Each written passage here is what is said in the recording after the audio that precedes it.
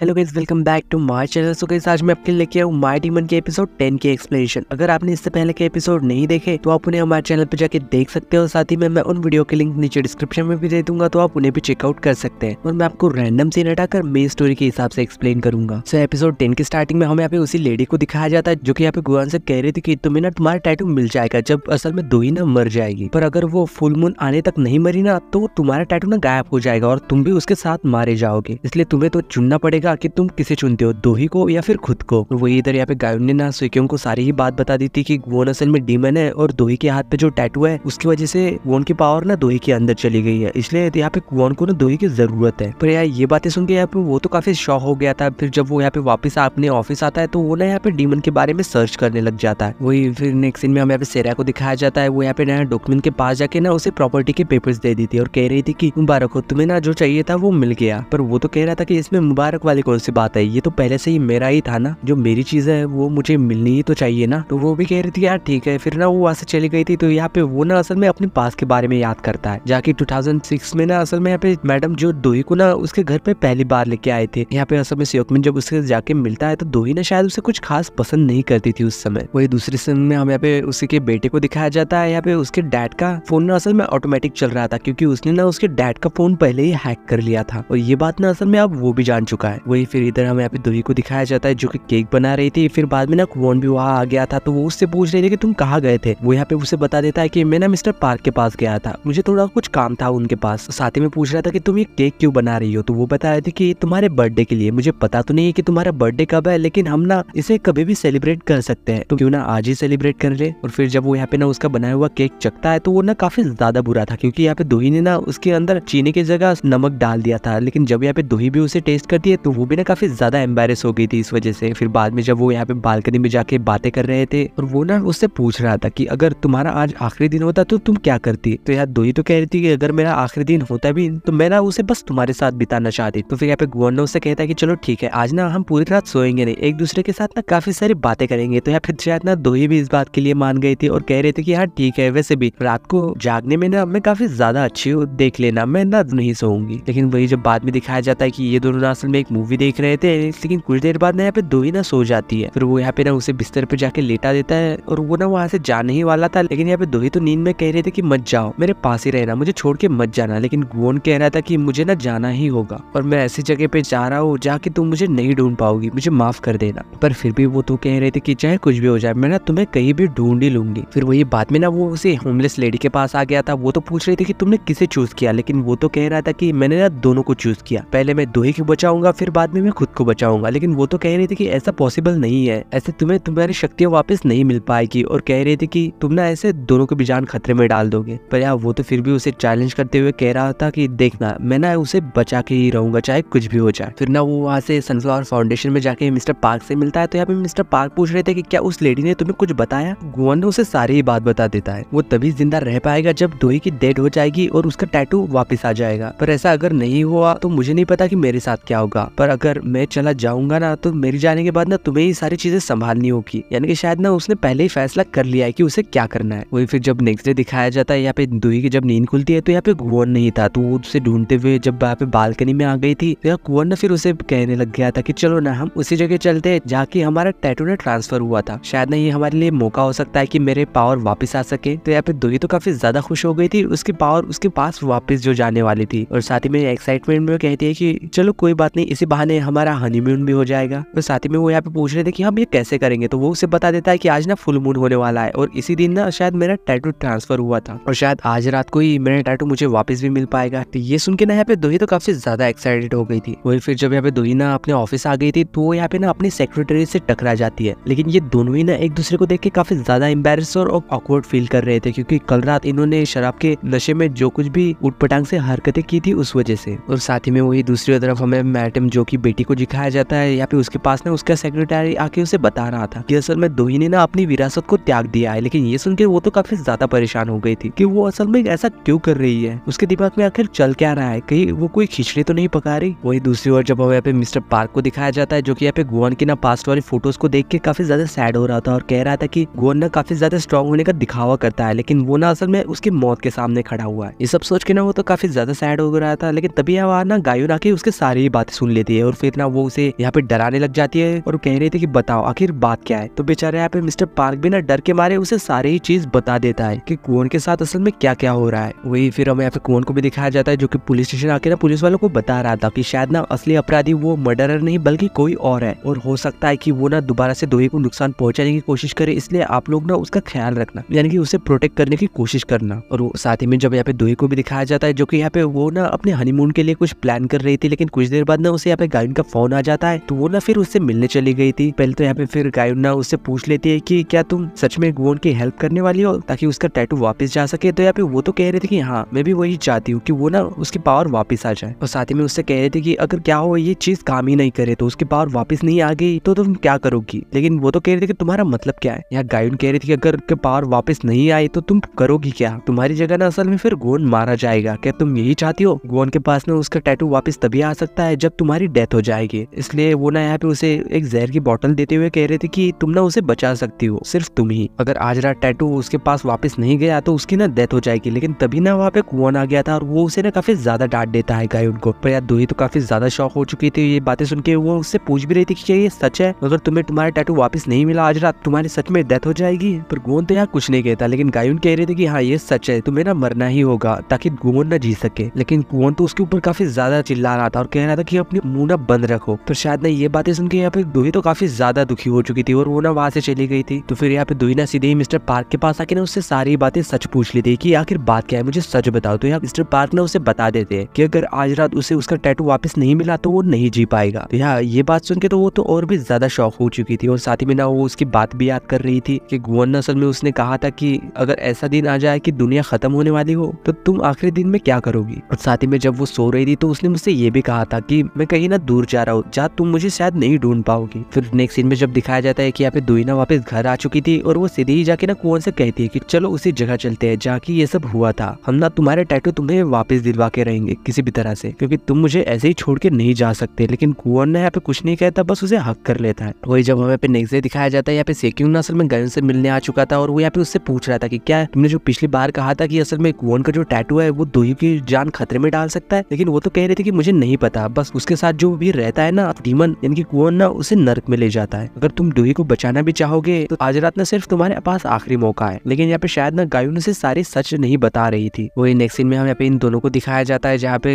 दोही ने उससे कह रहे थे कि मैं आज खुश हूँ कि आज ना तुम्हें तुम्हारी पावर वापस मिल जाएगी, यानी कि हम ना आज से तुम्हारा बर्थडे मना पाएंगे। तो कुओन भी कह रहे थे कि हाँ मैं भी खुश हूँ कि मेरे पास भी अब मेरा बर्थडे होगा जो कि तुम मनाने वाले हो। फिर जब रात होने के बाद वो लोग वहां से जा रहे थे और साथ ही में यहाँ पे गायन भी ना सेक्यूंग के साथ कहीं जा रही थी शायद कुओन को और दोही को ढूंढने के लिए। और वही इधर दूसरी तरफ हमें पे सेक्यूंग को भी दिखाया जाता है उसके फैमिली को। और साथ में ना यहाँ पे एक मीटिंग चल रही थी शेयर होल्डर की, यानी कि वो लोग ना इसे चेयरमैन बनने के लिए वोट दे के चुनने वाले थे। और साथ ही में इधर ना यहाँ पे ये दोनों एक पेट्रोल पंप पे रुके हुए थे। तो यहाँ पे दोही ना असल में कुछ सामान खरीदने के लिए अंदर चली जाती है और यहाँ पे कुओन बाहर रुका हुआ था। और इनके ही साथ ना हमें यहाँ पे दोक्योंग को भी दिखाया जाता है जो कि ना शायद काफी ज्यादा गुस्से में लग रहा था। वो यहाँ पे ना एक सीन को याद भी करता है कि असल में उसके डैड को ना पता चल गया था कि वो ना असल में उसके डैड की जासूसी कर रहा है। इस वजह से ना यहाँ पे उसके डैड ने उसे काफी ज्यादा मारा भी था और कह रहा था कि मैं ना तुम्हें बेहतर बनाना चाहता हूँ, इसलिए अच्छा यही होगा कि तुम मेरी बात सुनो। तो शायद ना इसी वजह से वो यहाँ पे दोही से बदला लेना चाहता था। यहाँ पे दोही को जब दिखाया जाता है वो ना यहाँ पे अंदर से कुओन को तरफ देख रही थी और साथ ही में ना यहाँ पे उसे सेक्यूंग का कॉल भी आ जाता है जो कि उससे पूछ रहा था कि तुम वो कहा क्या गुओन तुम्हारे साथ है। तो वो कह रही थी कि हाँ, पर यहाँ सेक्यूंग तो कह रहा था कि तुम ना उसके पास मत जाना, वहां से दूर चली जाओ क्योंकि वो ना शायद तुम्हें मरवाना चाहता है। लेकिन यहाँ पे दोही कह रहे थे कि मुझे पता है कि वो ऐसा नहीं है, तुम टेंशन मत लो। ये सब कह के ना वो फोन रख देती है। लेकिन उसी वक्त हमें यहाँ पे दिखाया जाता है कि यहाँ पे दोक्योंग ना सीधी ही गाड़ी ले जाके ना दोही के ऊपर लेके गया था उस शॉप के अंदर। और वही यहाँ पे ये सब देख के ना कुओन भी दोही की ओर भागता है और साथ ही में इधर यहाँ पे गुओन और सेक्यूंग भी वहाँ पे पहुंच चुके थे और वो ये सब देख के ना काफी ज्यादा शॉक हो चुके थे। और यहाँ पे दोक्योंग भी अभी भी गाड़ी के अंदर ही बैठा हुआ था। लेकिन तभी ना यहाँ पे बहुत बड़ा ब्लास्ट होके ना यहाँ पे आग लग चुकी थी, शायद ना वो उसके अंदर मारा जा चुका था। और यहाँ पे कुओन ना अंदर जाके दोही को बचाना चाहता था, लेकिन यहाँ पे गायन ना उसे रोक रही थी और कह रही थी कि वो मर चुकी है, अगर तुम अंदर जाओगे ना तो तुम भी मर जाओगे। लेकिन यहाँ पे गुओन तो गायन से कह रहा था कि मैं उसके बिना रह भी नहीं सकता, मुझे जाना ही होगा। और वो यहाँ पे ना उसे धक्का देके अंदर चला गया था। और यहाँ पे सेक्यूंग भी ना गायन से पूछ रहा था कि ये सब था क्या, अगर दोही मर जाएगी तो गुओन ना जिंदा रह पाएगा, क्या ये सच है। तो यहाँ गायन भी कहती है कि अब सब कुछ खत्म हो चुका है, वो दोनों ही मरने वाले हैं। यहाँ पे के अंदर आ चुका था। तो वो यहाँ पे ना एक जलते हुए कागज को देखता है और साथ ही में यहाँ पे एक सीन को याद करता है कि जब वो ना असल में बाहर खड़ा हुआ था तो यहाँ पे दोही ना असल में एक चिट्ठी लिख रही थी कि अगर हम लोग को किसी को एक को चुनना पड़ेगा चुनोगे तो मैं ना हमेशा ही सिर्फ तुम्हें चुनूंगी, क्योंकि मैं ऐसे इंसान को मरते हुए नहीं देख सकती जिससे कि मैं काफी ज्यादा प्यार करती हूँ। लेकिन तभी यहाँ पे ना गून को दूरी दिख जाती है, तो वो उसे बचाने के लिए जाने ही वाला था कि यहाँ पे उसके ऊपर भी ना कोई चीज गिर जाती है और यहाँ पे गून भी ना फिर नीचे गिर गया था। यहाँ पे गून ना फिर भी किसी तरह स्ट्रगल करते हुए या दूही की तरफ ना अपना हाथ बढ़ा लेता है और उसका हाथ को पकड़ लेता है। लेकिन तभी यहाँ पे ना उसका टैटू चमकने लग जाता है और वो गून के हाथ पे ना वापस से ट्रांसफर हो चुका था। और वो इधर यहाँ पे बाहर ना गाइन और सेक्योर ना काफी ज्यादा अपसेट हो चुके थे, क्योंकि उन्हें तो लग रहा था कि शायद वो दोनों मर चुके हैं। लेकिन तब यहाँ पे देखते हैं कि यार गून ना दूही को लेके बाहर आ रहा था। जब वो यहाँ पे उसे लेके बाहर आ चुका था तो यहाँ पे कुछ देर बाद दूही को भी होश आ जाता है और वो तो सोच रहे थे कि ये सब हुआ कैसे। तो यहाँ पे फिर गून ना दूही को बता देता है कि उसकी पावर ना वापस आ चुकी है। और इसी सीन के साथ माय डीमन के एपिसोड 10 की एंडिंग होती है।